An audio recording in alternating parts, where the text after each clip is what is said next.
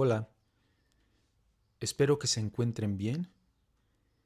En esta ocasión vamos a abordar la sesión 6 del seminario 1 de Jacques Lacan, la cual en la versión de PAI 2 lleva por título Análisis del discurso y análisis del yo. Comencemos con este párrafo en que Lacan nos habla de la escisión del yo. En efecto, es muy difícil definir al yo como una función autónoma y al mismo tiempo como un maestro en errores, sede de la ilusión, lugar de una pasión que le es propia y que conduce esencialmente al desconocimiento, salvo que se desemboque en la noción no sólo de bipolaridad o bifuncionamiento del yo, sino estrictamente hablando de splitting, escisión. Distinción radical entre dos yo. Función de desconocimiento. Esto es el yo en el análisis. Entonces, esta escisión o bipolaridad en el yo es estructural. No se trata de que alguien accidentalmente llega a ser bipolar, sino que esta condición forma parte de la configuración misma del yo. Y sobre ese desconocimiento que señala Lacan, lo interesante es que a veces quiere suponerse como ausente, como si el sujeto supiera perfectamente qué es lo que quiere, como si la duda entre dos opciones o más fuera un asunto exclusivo de la neurosis obsesiva. Es parte de las ilusiones que nos envuelven, que nos atrapan. Aludiendo a la psicoanalista Anna Freud, Lacan señala que interpretó la relación analítica como una dualidad y rebate. Debería haber establecido la distinción entre la interpretación dual, en la cual el analista entra en una rivalidad yo a yo con el analizado, y la interpretación que progresa en el sentido de la estructuración simbólica del sujeto, la cual ha de situarse más allá de la estructura actual de su yo. Si nos mantenemos bajo la lógica de esta dualidad, tal vez las peleas que se suscitan entre las personas devendrán crónicas. Tenemos así esas relaciones actualmente llamadas tóxicas, cuyos conflictos parecen no tener final. ¿Y acaso no tendrán final? Digamos citando nuevamente a Lacan, en tanto ignoramos la constelación simbólica que yace en el inconsciente del sujeto. Con el análisis atravesamos esa constelación simbólica para averiguar qué hay más allá de la dualidad con la que los conflictos inconscientes se mantienen resguardados. Tal vez estos conflictos de dos, tan frecuentes, buscan ocultar los dedos que manipulan el destino del sujeto. Luego, nuestro autor aborda el problema del sentimiento de realidad, presente, por ejemplo, en la alucinación, en estos términos. Di esa fórmula casi algebraica, casi demasiado transparente, demasiado concreta. Lo real o lo que es percibido como tal es lo que resiste absolutamente a la simbolización. A fin de cuentas, ¿no se presenta acaso en su punto máximo el sentimiento de lo real en la ardiente manifestación de una realidad irreal, alucinatoria? Por si nos sirve para esclarecer este pasaje un tanto oscuro, unas líneas más abajo señala Lacan.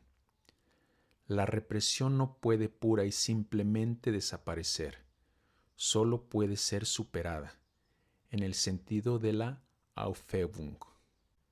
Ahora bien, al inicio de esta sesión, Lacan comienza recordando que este concepto freudiano de Aufhebung implica negar, suprimir, levantar.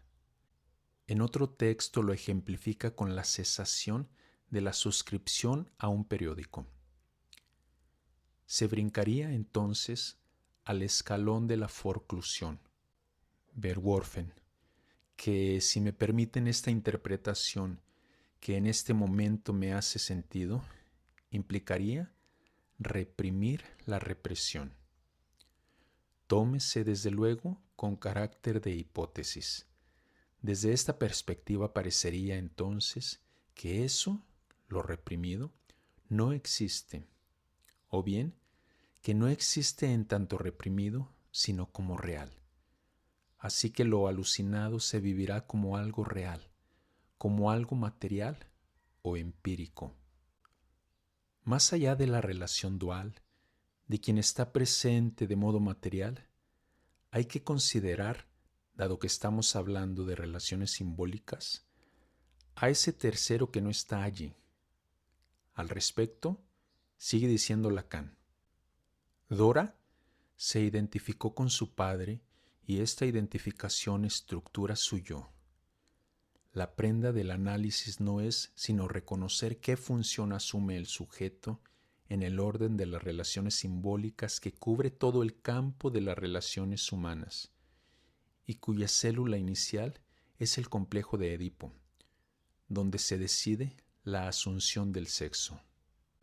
A ver, si me identifico con alguien del exterior, aquí tendremos un problema, porque no se tratará tanto de quién soy, de qué tengo para ofrecer, sino de qué quiere ese alguien, es decir, qué quiere mi alter ego, ese otro que me demanda cosas sin importar si dispongo de ellas o no.